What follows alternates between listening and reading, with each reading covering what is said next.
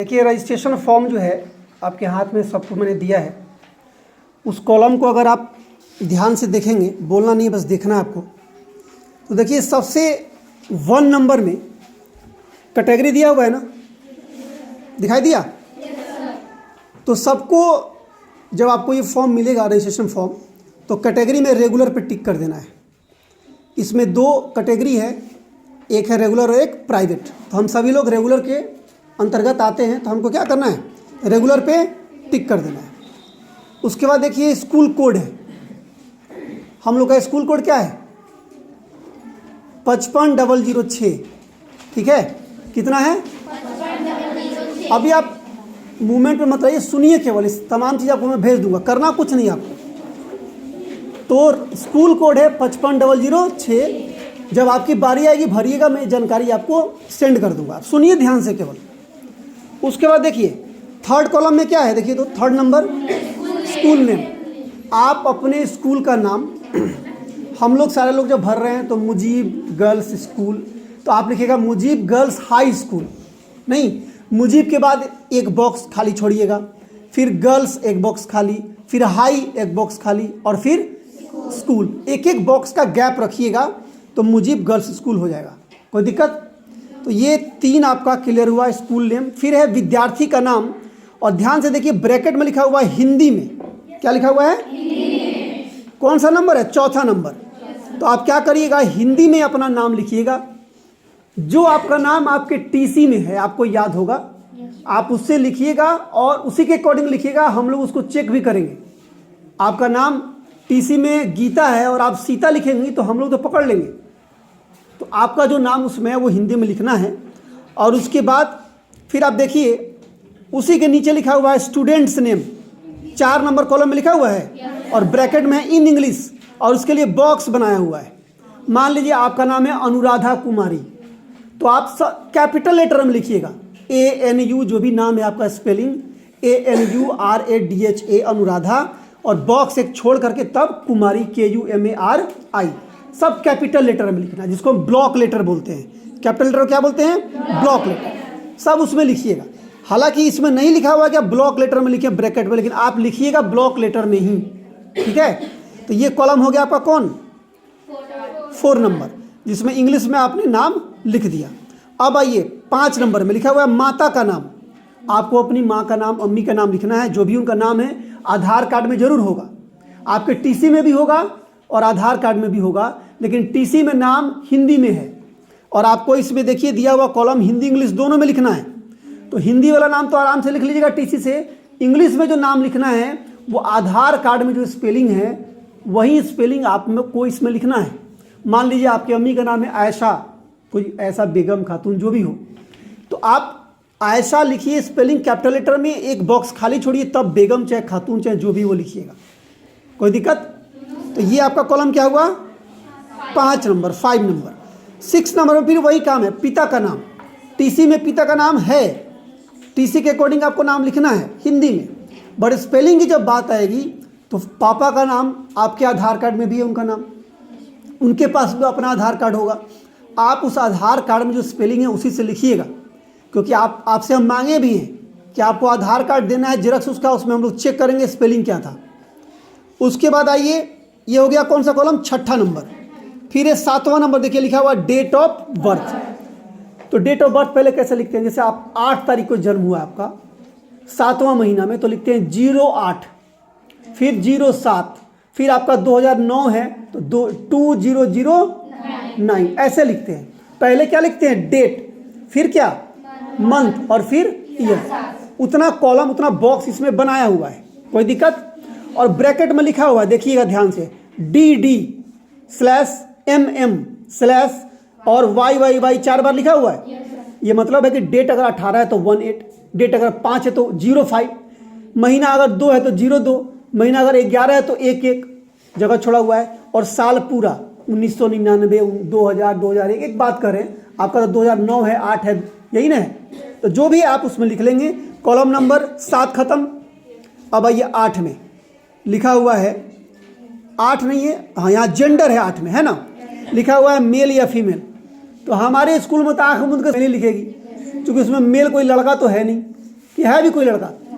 नहीं ना, girls school है तो सारी की सारी लड़कियां हैं। लेकिन जहाँ कंबाइन है, लड़का लड़की दोनों, जैसे गोपाल सामने है, तो लड़का उस पर क्या करेगा? मेल पे टिक करेगा और लड़की फीमेल पे। कोई दिक्कत? हम लोग क्या करेंगे? फीमेल पे करेंगे। चलिए, इसमें 3 ऑप्शन है, तीसरे पे बात करना भी बेकार है, आगे बढ़ते हैं। 9 नंबर है नेशनलिटी, राष्ट्रीयता। इसमें इंडियन या अदर, हम लोग क्या हैं? इंडियन। बस, तो सब लोग किस पे टिक करेंगे? इंडियन। कोई दिक्कत? उसके बाद आइए कॉलम नंबर 10, कास्ट कैटेगरी, सबसे इंपॉर्टेंट। इसमें देखिए जनरल है, ईबीसी है, बीसी है, एससी है, एसटी है। 1 2 3 4 है ना, कि 5 है? जनरल लेके 5 है। अगर आप जनरल में आते हैं टिक करिए। आप अपने पेरेंट्स से पूछ लीजिएगा, वो बता देंगे कि आप जनरल में हैं कि ओबीसी में है कि एससी एसटी में, क्या में, वो बता देंगे आप। सुनिए, बोलना नहीं है। जो लोग जनरल में हैं, जनरल टिक करेंगे, उनकी कहानी खत्म हो गई। लेकिन जो लोग रिजर्वेशन कैटेगरी में आते हैं, उनको अपने साथ इसका साक्ष्य देना पड़ेगा। मतलब उनके पास जो जाति प्रमाण पत्र होगा वो उन्होंने बनवाया होगा, वो जाति प्रमाण पत्र उसके साथ अटैच करके लाना है। और उससे भी ज़्यादा इम्पोर्टेंट है, आजकल जो जाति प्रमाण पत्र लोग बनाता है विभाग वाला, सब अधूरा प्रमाण पत्र है। आपको अपने फादर से, आप जिस जाति के हैं, आप कलवार हैं, आप कुर्मी हैं, जो भी, एक एग्जाम्पल दे रहे हैं, वो जाति आप छोटा सा लिख लीजिएगा एक, और आप किस कैटेगरी में, ये उनसे पूछ लीजिएगा, वो लिख लीजिएगा। हम लोग तो यहाँ चेक करेंगे ही कि कौन जाति किस कैटेगरी में आती है, लेकिन आप अपने लिए भी उनसे पूछ के लिख लीजिएगा, वो बता देंगे, तो आपको परेशानी से कम हो जाएगी। और फिर हम लोग तो उस पर डिस्कस करेंगे। तो ये आप कैटेगरी, कास्ट कैटेगरी जो है, इसमें एक जगह टिक करेंगे जिस कैटेगरी में आते हैं। उसके बाद आप आएंगे, कौन सा नंबर है? 11 नंबर, डिफरेंशियली एबल्ड। मतलब क्या आप शारीरिक रूप से विकलांग हैं? तो इसमें नो या यस में टिक करना है, ठीक है? तो हम में कोई विकलांग है नहीं, तो हम सब लोग क्या करेंगे? नो में टिक करेंगे, ठीक है? और अगर कोई परेशानी है आपको, किस पैर में, हाथ में, आँख में, किस में वो परेशानी है, वो इफ़ यस दिया हुआ है उसमें आपको मेंशन करना पड़ेगा, ठीक है? और ऐसा करने पर आपको बाद में उसका सर्टिफिकेट भी मांगा जाएगा कि विकलांगता है, तो आप में क्या जो है, पैर का, हाथ का, किसका प्रॉब्लम है, वो आपको देना पड़ेगा। उसका सर्टिफिकेट बनता है बाज़ाब्ता, सदर अस्पताल से या कंसर्न विभाग से बनता है। तो आपके साथ वो समस्या नहीं है, तो आप किस में टिक करेंगे? नो में। फिर है रिलीजन, धर्म। अब इसमें हिंदू है, मुस्लिम है, सिख है, जैन है, बुद्ध है, क्राइस्ट है, अदर है। तो हम यहाँ पे 2 ही तरह के लोग हमारे यहाँ हैं, हिंदू या तीसरा कोई धर्म वाले नहीं ना बच्ची, क्रिश्चियन वगैरह नहीं ना कोई। तो आप जो हिंदू बच्ची है वो हिंदू में टिक करेगी, और मुस्लिम जो है वो मुस्लिम में टिक करेगी। 12 नंबर खत्म। 13 में आइए, एरिया। अब आप 2 इलाके में रह सकते हैं, या तो आप ग्रामीण इलाके से आते हैं या शहरी इलाके से। तो आपका घर अगर मिसकॉट, जानपुल इस आसपास में है, अपने विद्यालय के आसपास में, तो आप शहरी इलाके में आते हैं, बेलवनुआ, फलाना चिलाना, जो भी आसपास में है मोहल्ला, सभी अर्बन एरिया है। और अगर आप अजगरी से आती हैं, कटहरा से, लोकनाथपुर से, ग्रामीण इलाका से आती हैं, तो आपको क्या लिखना है? रूरल लिखना है। रूरल मतलब ग्रामीण। तो आप वैसे टिक कर दीजिएगा, अपने हिसाब से देख लीजिएगा आपका। अभी तो बोले हम, आप सुने नहीं। मिसकॉट या स्कूल के आसपास वाले लोग अर्बन लिखेंगे, अर्बन में टिक करेंगे, वो शहरी इलाका है। और जो गांव साइड से 4-5 किलोमीटर दूर से आ रहे हैं ग्रामीण इलाका से, वो क्या करेंगे? रूरल में टिक करेंगे। बात खत्म, बढ़े आगे। अब आइए मोबाइल नंबर। अच्छा, 14 नंबर यहाँ पे है मैरिटल स्टेटस। आप शादीशुदा हैं कि शादीशुदा नहीं हैं, तो सारे लोग अनमैरिड हैं, इसमें कोई दिक्कत नहीं ना। चलिए बात खत्म, इस पर ज़्यादा डिस्कस नहीं करेंगे। ऐसे भी अगर इस उम्र में आपकी शादी होगी तो पता है आप जेल चले जाएंगे, गार्जियन को भी जेल भेज दिया जाएगा, क्योंकि सरकार ने उसका उम्र निर्धारण कर रखा है, ठीक है? तो इस पर फिर बात ही नहीं करना है। अब आइए 15 नंबर मोबाइल नंबर है।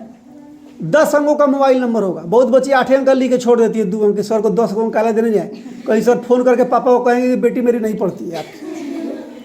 तो सही मोबाइल नंबर दीजिएगा, इस पर मैसेज वगैरह भी जाता है बाद में, ठीक है? तो आप अपने गार्जियन का मोबाइल नंबर, आपका तो होगा नहीं कि चुरा उरा कर रखती भी हैं, नहीं ना, तो आप अपने अम्मी अब्बा का, पापा मम्मी का, जो घर पे रहता हो, जिनसे कांटेक्ट हो पाए जरूरत पड़ने पर, वो मोबाइल नंबर इसमें डाल दीजिएगा। कोई दिक्कत? उसके बाद क्या है? 16 नंबर। अब देखिए, कृपया आधार नंबर अंकित करें। आपका आधार नंबर का यहाँ कॉलम दिया हुआ है, 12 अंक है इसमें, 12 बॉक्स है। तो सही सही आधार नंबर से उतार के इस 12 में क्या करिएगा? कोई दिक्कत? चलिए उसके बाद आइए 17 नंबर। 17 नंबर में क्या है? एक इसमें दिया हुआ है कि मैं एतद द्वारा घोषित करता हूं कि मैंने आधार नंबर आवंटित करने के लिए आवेदन नहीं किया है तथा मुझे आधार नंबर आवंटित नहीं हुआ है। ऐसा कोई कंडीशन तो आपके साथ नहीं है, बात समझ रहे हैं? क्योंकि आपने आधार नंबर सबके पास है तो आपका एडमिशन हुआ है, आपने आधार दिया भी है। एक अनन्या के साथ वो समस्या था, उसका भी आधार क्लियर हो चुका है। तो इसमें इस पर बात करने का कोई ज़रूरत नहीं है। तो विद्यार्थी का हस्ताक्षर 17 नंबर में तभी मांग रहा है जब आधार आपके पास नहीं है। अब बच्चे कर देते हैं, हम लोग मान लेते हैं, लेकिन वो उसके लिए है जिसके पास आधार नहीं है। वो ये घोषणा करके सिग्नेचर कर रहा है, तो आपको इसमें वो काम नहीं करना है। लेकिन किसी बच्चे के पास अभी भी आधार नहीं है तो वो इसमें क्या करेगा? सिग्नेचर करेगा, ठीक है? नहीं है वो करेगा। आधार क्या है पता नहीं भाई? देखिए, आधार कार्ड नहीं पता है, भगवान के बारे में पता नहीं है, लेकिन आधार के बारे में पता है। बात समझ रहे हैं? आज के दौर में भगवान भूल जाइए, आधार नहीं भूलना चाहिए। आगे आइए, यहाँ ध्यान दीजिए, सबसे इंपॉर्टेंट चीज़ 18 नंबर, ईमेल आईडी दिया हुआ है। सबको एक ईमेल आईडी बनवाना पड़ेगा। आपसे हम सवाल नहीं पूछ रहे हैं, मेरी बात सुनिए, क्रॉस क्वेश्चन मत करिए, अभी बाद में बात करेंगे उस पर। जिनके पास ईमेल आईडी है वो अपना ईमेल आईडी इसमें लिख के लाएंगे भर के। जिनके पास ईमेल आईडी नहीं है वो ईमेल आईडी बनवा लेंगे, साइबर कैफ़े में बना देता है। उसके लिए आप अपने गार्जियन के साथ जाएंगे, वो मोबाइल लेकर जाएंगे। इतना कौन बेवकूफ़ है यार, घर पे ही बन जाएगा वो। अपने अपने पापा से, अपने भाई से, बहन से, किसी से कहिएगा। आप लोग तो खुद पूरा देश चलाने वाले हैं, आप तो हम लोग को चला रहे हैं, तो फिर ईमेल आईडी कौन बड़ी बात है? आप घर पे भी उसको बना सकते हैं। परेशानी हो तो आप अपने पेरेंट से मिलें, पेरेंट को भी परेशानी हो तो आप 10-20 रुपया देंगे, साइबर कैफ़े वाला बना देगा।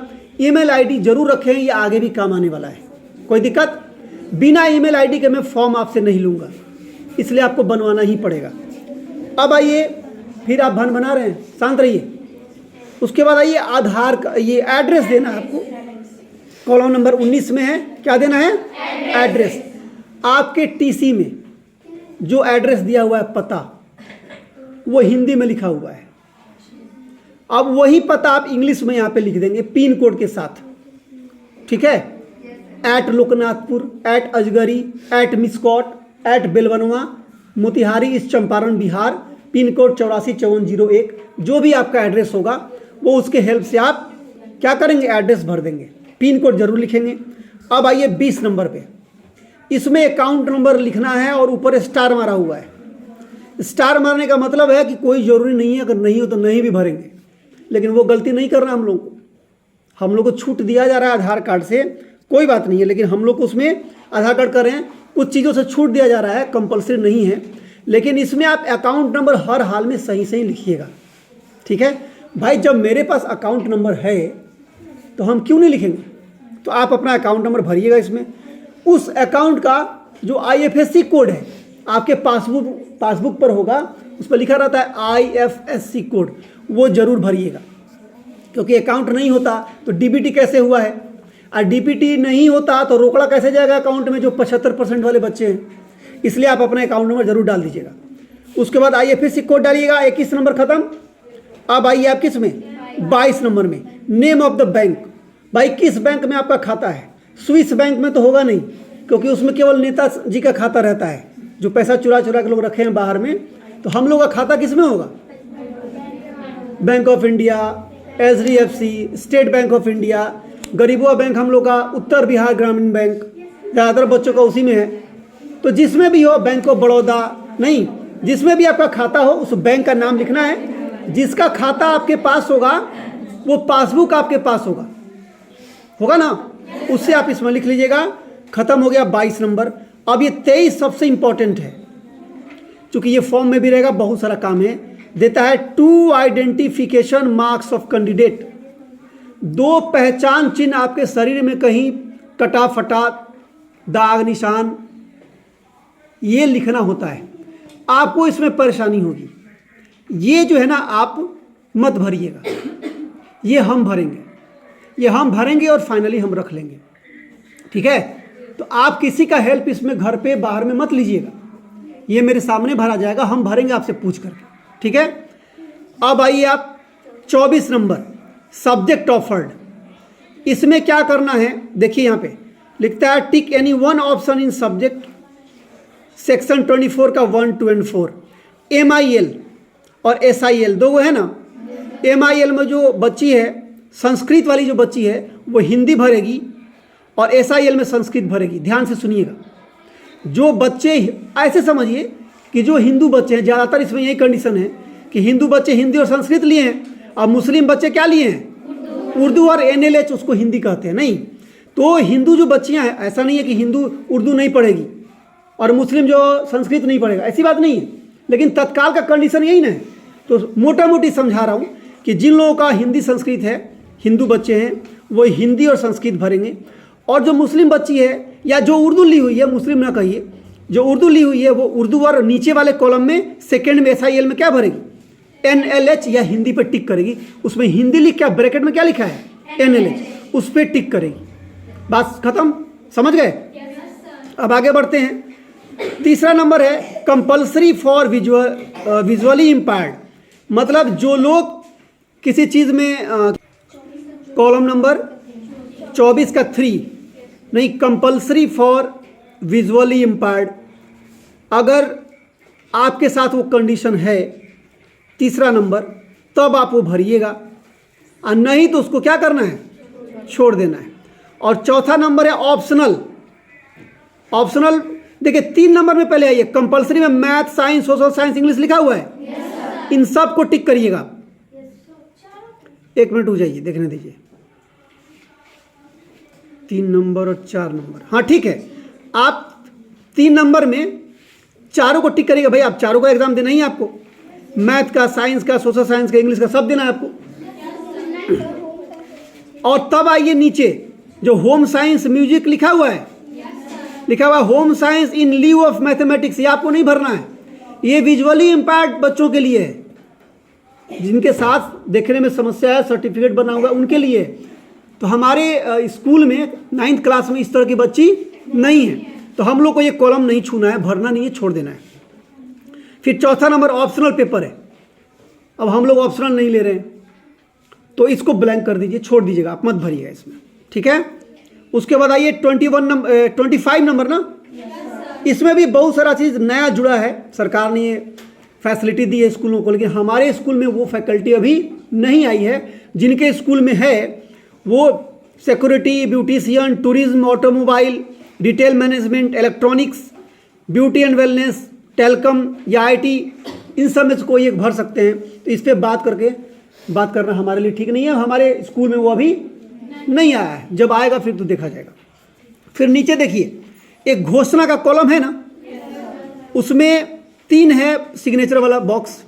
एक तो है सिग्नेचर ऑफ पेरेंट या गार्जियन, पापा का साइन, अब्बा का, या माँ हूँ, माँ का सिग्नेचर, दोनों में से कोई यहाँ नहीं रहते हो तो गार्जियन का। ऐसा नहीं कि आप अपने साइन मार के कहिएगा कि पापा का साइन है, ऐसा करना बेहद खतरनाक हो सकता है। आने वाले टाइम में कोई काम पड़ गया तो गलती अपने जानबूझ के कभी मत कीजिए।